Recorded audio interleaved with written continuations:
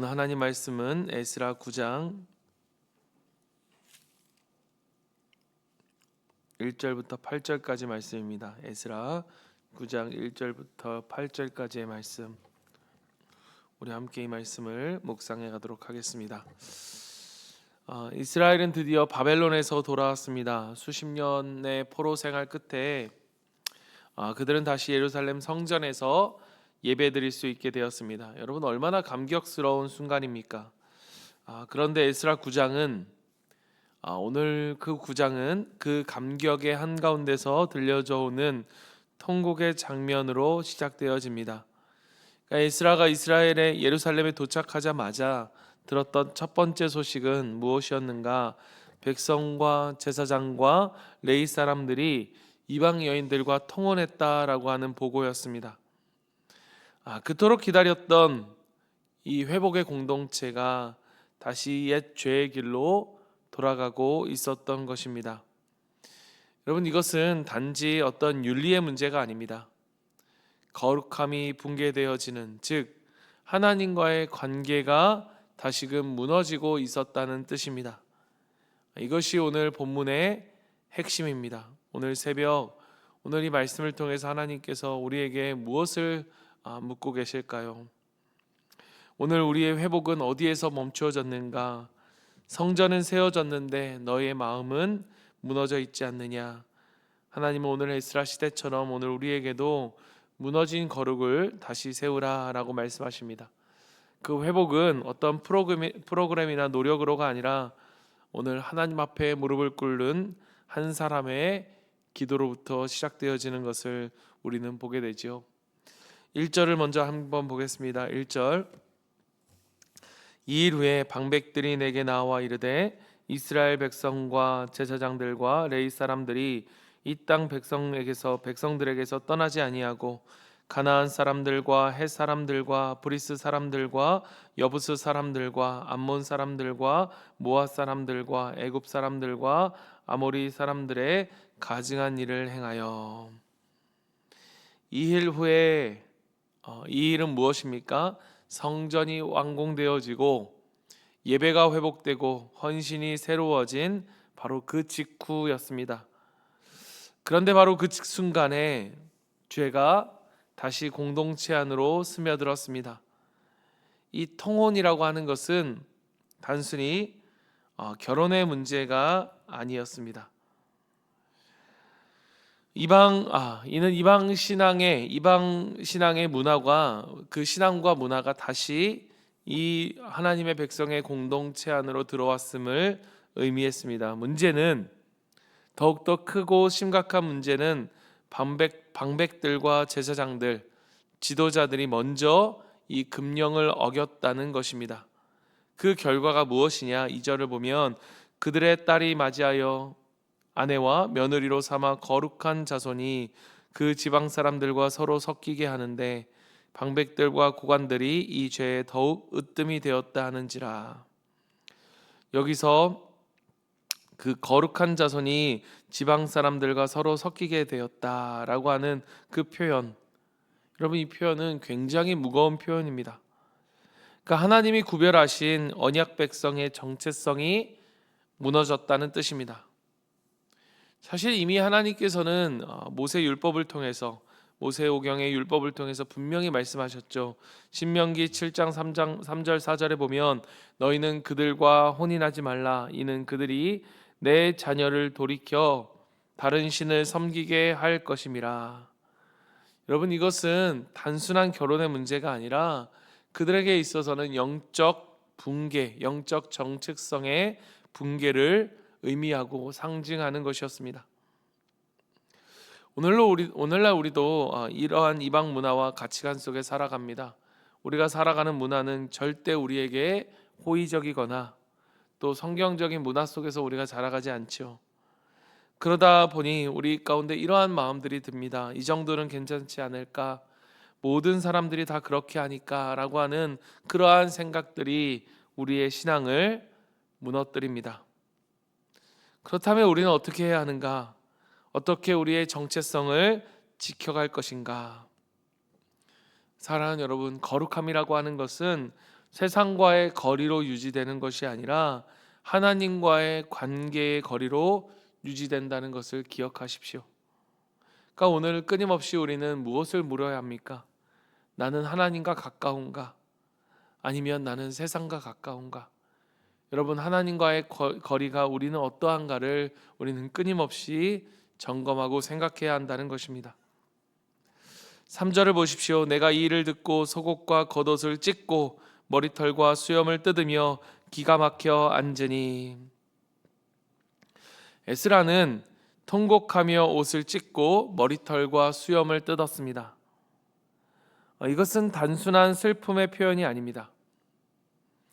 하나님의 거룩이 무너졌을 때 함께 아파하는 거룩한 슬픔입니다. 그는, 여러분, 이 소식을 들은 에스라는 이 문제를 곧장 해결하기 위해 달려가지 않았습니다. 즉시 지도자들의 회의를 소집하거나 어떠한 명령을 내리기 전에 그가 무엇을 했습니까? 그저 오늘 본문에 보면 기가 막혀 앉았다라고 되어 있습니다.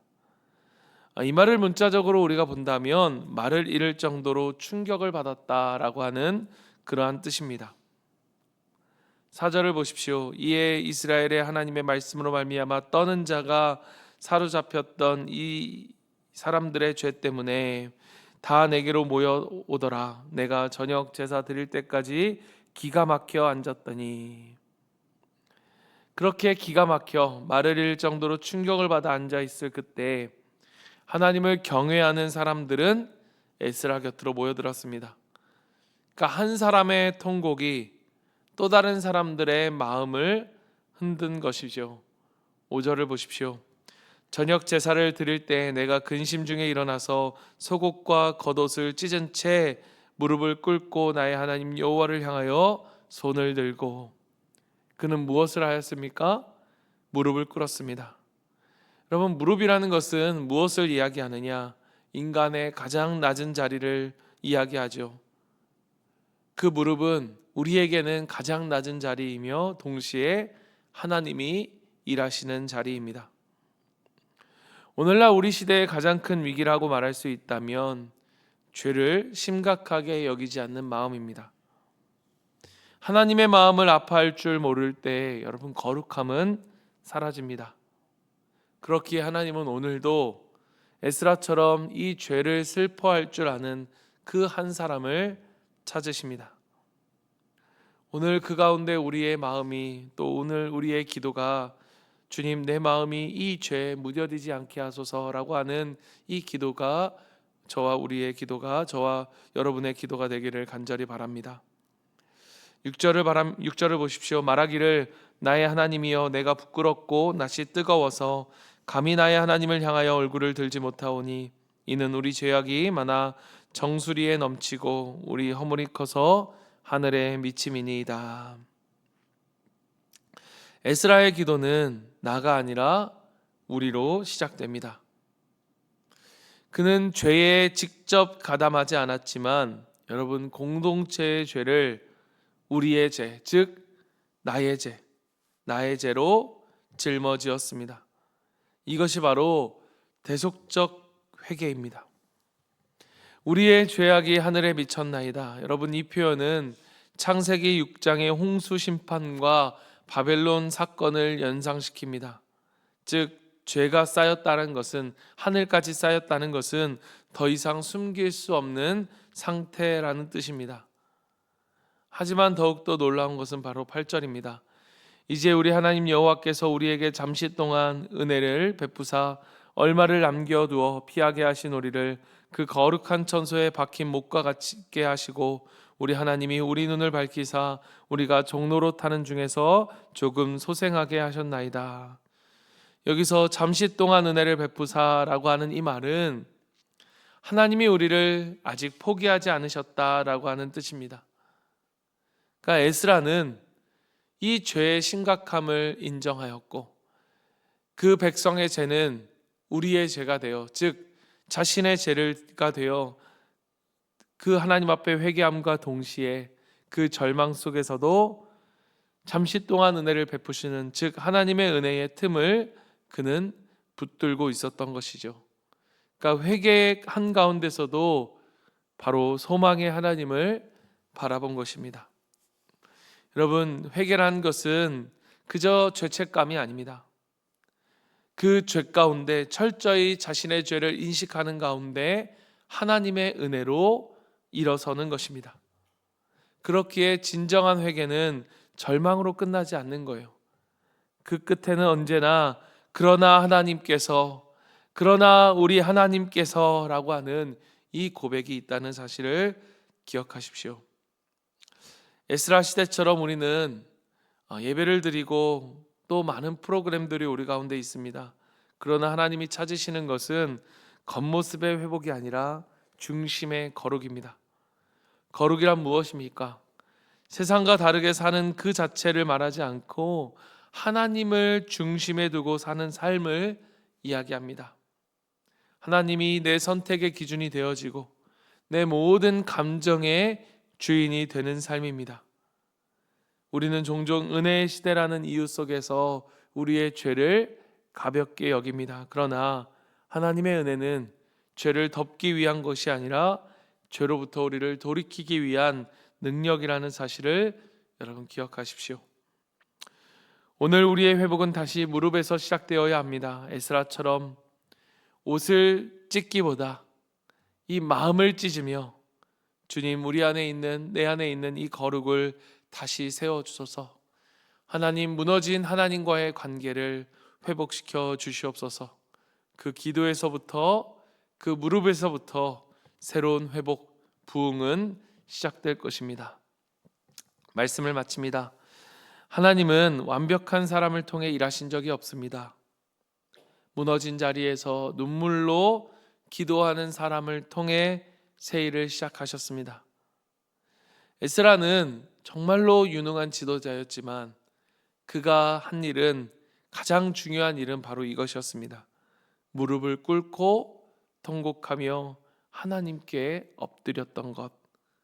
그 한 사람의 무릎이, 그 한 사람의 기도가 공동체를 다시 일으켰습니다. 사랑하는 성도 여러분, 오늘도 하나님은 그 에스라 한 사람을 찾으십니다. 우리의 가정과 교회, 그리고 이 땅의 거룩을 다시 세울 그 사람, 그 한 사람이 바로 저와 여러분, 우리가 되기를 간절히 축복합니다. 오늘 말씀을 우리가 기억하며 함께 기도하길 원합니다. 오늘 기도할 때 여러분, 우리 마음 가운데 이 거룩함을 다시 세워달라고, 죄를 무디게 여긴, 가볍게 여긴 우리의 마음을 회개하며 오늘 우리가 무너진 자리, 오늘 우리의 공동체, 우리의 목장이 무너진 그 자리에서 다시 무릎을 꿇게 하시고 다시 은혜의 틈을 보고 그 은혜를 붙잡고 소망으로 일어서는 우리가 되게 해달라고, 여러분 이 시간 오늘 말씀을 붙들고 같이 한번 기도하길 원하고요. 오늘 기도할 때 특별히 오늘 우리 수능생들이 있습니다. 오늘 시험을 앞둔 우리 아이들, 하나님 긴장하지 않고 떨지 않고 오늘 주어진 일들을 잘 치룰 수 있도록 하나님 도와달라고, 우리 이 시간 우리 교회 공동체 속에 우리 고3 아이들 위해서 우리 같이 한번 기도하길 원합니다. 우리 지연이와 현준이와 그리고 우리 재민이와 그리고 우리 아이들, 우리 고3 아이들을 위해서 같이 한번 기도하길 원하고요. 또 기도할 때에 우리 아이들뿐만 아니라 오늘 그 어떤 아이들도 오늘 시험 가운데 좌절하지 않고 본인들이 최선을 다한 만큼의 또한 그러한 성적을 거두면서 우리 아이들이 이것이 끝이 아니라 새로운 시작이 되어서 소망을 찾고, 특별히 이 아이들이 이제 그 모든 시험을 끝난 후에 모든 것들 안에서 다 해이해지고 또 모든 것 자유로움 속에서 방탕한 삶을 살아가는 것이 아니라, 특별히 우리 아이들, 또 이곳에 있는 우리 교회 아이들뿐만 아니라 하나님을 믿는 아이들이 이 시간을 통해서 더욱더 하나님을 의지하며 이 시기에 방황하는 것이 아니라 더욱더 하나님을 찾고 구하는 그러한 시간이 될 수 있도록 우리 오늘 우리 주변에 있는 아이들과 특별히 하나님의 공동체, 교회, 하나님 신앙을 갖고 하나님을 믿는 우리 아이들을 위해서 우리 같이 한번 중보하며 기도하며 나아가길 원하고요. 오늘과 내일 또 주말에 있는 우리 목장 모임을 위해서 우리 같이 한번 기도하고 또 하나님이 주신 기도 제목